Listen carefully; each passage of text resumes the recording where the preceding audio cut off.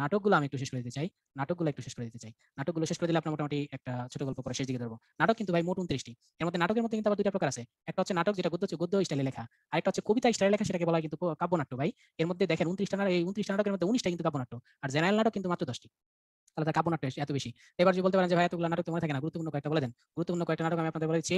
আচ্ছা, এক যে ছিল দেশ, একটা দেশ তো থাকবে নাকি?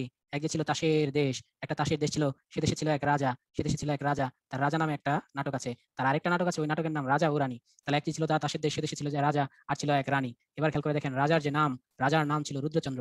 এক যে ছিল তাসের দেশ, সে দেশে ছিল এক রাজা, আর ছিল রাজা ও রানী। সেই রাজার নাম ছিল রুদ্রচন্দ্র। তাহলে রানীর নাম তো দরকার ভাইয়া। গুড। এই রানীর নাম ছিল কি? তাপসী। এই সবকটা বিগত সালে পরীক্ষা এসেছে। এক যে ছিল তাসের দেশ, সে দেশে ছিল এক রাজা, ও ছিল এক রানী। রাজার নাম রুদ্রচন্দ্র, রানীর নাম কি? তাপসী। আর রানী একদিন ওই যে পূজা এসেছে, পূজার সময় মেয়েরা কিন্তু বাপের বাড়ি যায়। রানী চলে গেল তার বাবা কার বাড়ি? বাল্মীকির বাড়ি। অর্থাৎ সেটাকে আমরা বলতে পারি বাল্মীকি প্রতিভা। পুরো নাটকটার নাম হচ্ছে বাল্মীকি প্রতিভা। পড়ার জন্য আমরা পড়লাম তাপসী চলে গেল তার বাবা কার বাড়ি? বাল্মীকির বাড়ি। কেন চলে গেল? আমরা একটু আগে পড়েছি পূজার জন্য, নটির পূজা। এটা কিন্তু পরীক্ষা এসেছে। আমাদের দেশে নটি একটা গালি, কিন্তু এখানে গালি অর্থে ব্যবহৃত হয়নি। তাহলে বিষয়টা কি দাঁড়িয়ে লাগছিল? তাসের দেশ, সে দেশে ছিল এক রাজা ও রানী। তারপর রাজার নাম রুদ্রচন্দ্র, রানীর নাম কি? তাপসী। তাহলে তাপসী কোথায় গেল বলেন তো? বাল্মীকি প্রতিভা, বাল্মীকির বাড়ি। তার বাবার বাড়ি বাল্মীকির বাড়ি। বাল্মীকির বাড়ি কি দিতে? পূজা দিতে, নটির পূজা দিতে। এবার বলেন রাজা একা একা হয়ে গেল না? গুড। রাজা যখন একা হয়ে গেল, রাজা ভাবলো একটু ডান্স দেখে আসি। সেই ডান্স দেখতে গেল। আর সেখানে ডান্সার ছিল ৩ জন। শ্যামা চন্দ্রালিকা এবং চিত্রাঙ্গদা, সেই ৩ নৃত্যশিল্পী। এবার প্রশ্ন হচ্ছে নৃত্যশিল্পী এই ৩ জন হতে হবে কেন? এগুলোকে বলা হয় নৃত্যনাট্য। নৃত্যনাট্য হচ্ছে ভাই এমন একটা নাটক, যে নাটক যদি আপনি স্টেজ করতে চান, থিয়েটার করতে চান, তাহলে আপনাকে ডান্স থাকা লাগবেই। তাই এই ৩টাকে বলা হয় নৃত্যনাট্য। তাহলে রাজা ডান্স দেখতে গেল কয়জনের? ৩ জনের। রাজা দেখলো শ্যামার ডান্স, রাজা দেখলো চন্ডালিকার ডান্স, রাজা দেখলো কার ডান্স? চিত্রাঙ্গদার ডান্স। শ্যামা, চন্ডালিকা এবং চিত্রাঙ্গদা, এই ৩ জনের ডান্স রাজা দেখলো। রাজার দেখে একটু গরম গরম লাগছে। তাই রাজা ভাবলো যাই একটু ফুলের বাগানে গিয়ে ঠান্ডা হয়ে আসি। তখন রাজা রক্তকরবী ফুলের বাগানে গেল ঠান্ডা হতে। রাজা কই গেল? ফুলের বাগানে। কি ফুলের বাগানে?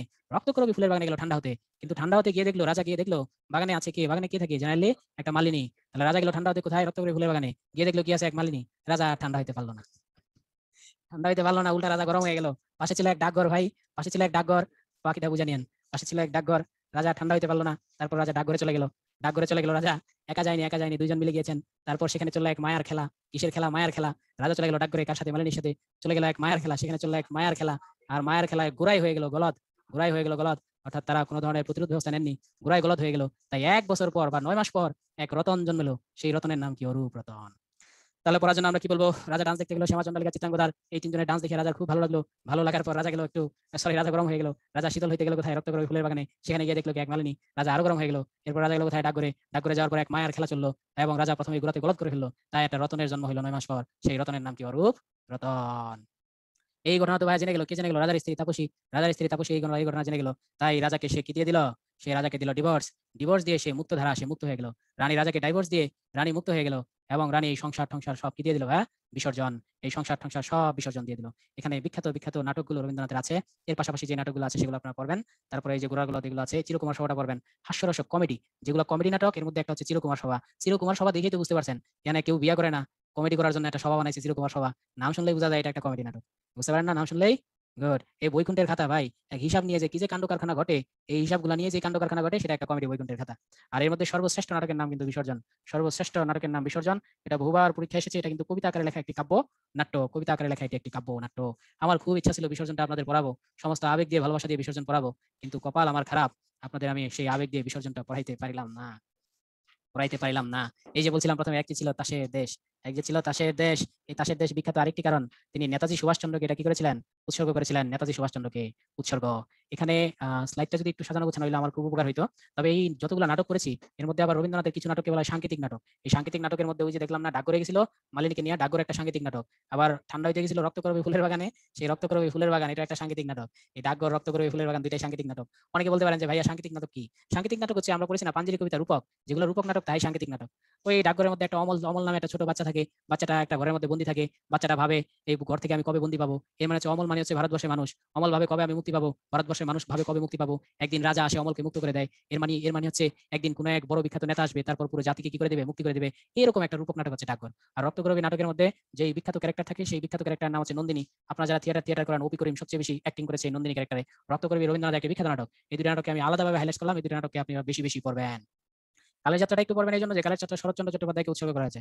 কালের যাত্রা শরৎচন্দ্রকে উৎসর্গ করা হয়েছে। যদি কেউ ভুলে যান, কেউ মাইন্ড করেন না, আমাদের একজন রাজনীতিবিদ ছিল শাকা চৌধুরী, সাথে হচ্ছে শরৎচন্দ্র, তাতে হচ্ছে কালের যাত্রা, পড়ে নিয়েন। অথবা যদি শাকা চৌধুরীর নাম না পড়েন তাহলে শাকও করেন, সাথে হচ্ছে শরৎচন্দ্র, কতে হচ্ছে কালের যাত্রা। কালের যাত্রা কাকে? শাক্কা। কালের যাত্রা শরৎচন্দ্রকে কি করা হয়েছে? উৎসর্গ করা হয়েছে।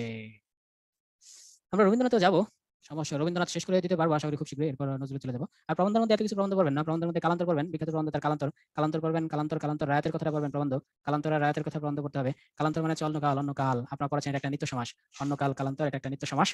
দেশ নায়ক নারী এত কিছু পড়বেন না।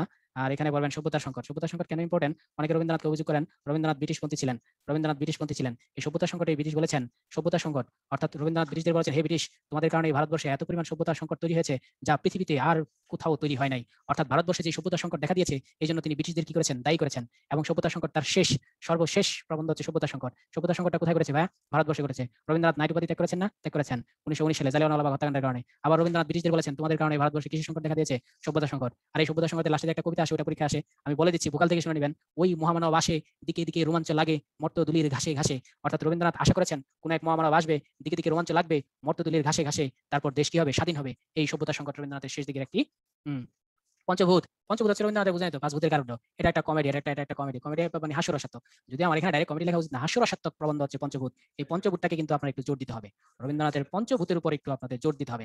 আমি ভ্রমণ কাহিনীর কথা বলেছিলাম, রবীন্দ্রনাথ এত বেশি ভ্রমণ করেছিল, রবীন্দ্রনাথ 30+ দেশে ভ্রমণ করেছেন, ভ্রমণ করে প্রচুর পত্র লিখেছেন, সেই পত্র নিয়ে বইও হয়েছে। কি পত্র? ছিন্নপত্র। আমি বলেছিলাম আর কিছু পড়েন না পড়েন, এই দুইটা পড়বেন। একটা হচ্ছে ইউরোপ প্রবাসীর পত্র, আর একটা হচ্ছে আপনার ওই জাপান যাত্রী, এই দুইটা পড়বেন। আর রাশিয়াটাও পড়তে বলছিলাম আমি। যাই হোক, তিনি ইউরোপে একবার ভ্রমণ করেছিলেন, ইউরোপ প্রবাসীর পত্র, এটা নিয়ে অনেকের মধ্যে ঝামেলা হয়ে যায়। আপনি পড়বেন ইউরোপ আর পারে লাস্টে দিয়ে প্রবাসীর পত্র। আর জাপানের মধ্যে কি মিল আছে দেখেন, জাপানের যাত্রী, অনেক সময় অপশনের মধ্যে জাপানের পত্র থাকে, জাপানের পত্রতে অ্যান্সার হবে না, অ্যান্সার হবে জাপানের যাত্রী। অনেক সময় জাপান প্রবাসীর পত্র থাকে, সেটাও কিন্তু অ্যান্সার হবে না, জাপানের যাত্রী। সহজ কথায় যা কাল্লা মিডিয়া, যা জাপানের যাত্রী। আর পপ হচ্ছে ইউরোপ প্রবাসীর পত্র, এই দুইটা পড়বেন।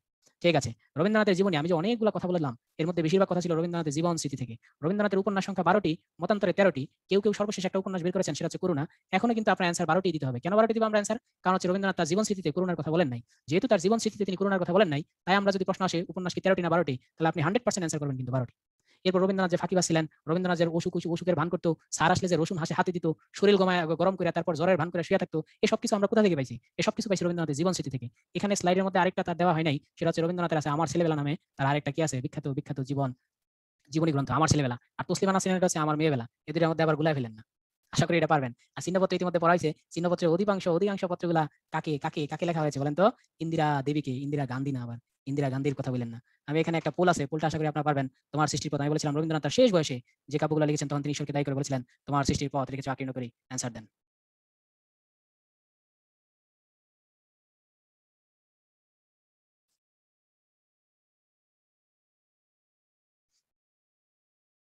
ক্লোজ করে দেন। হয়েছে?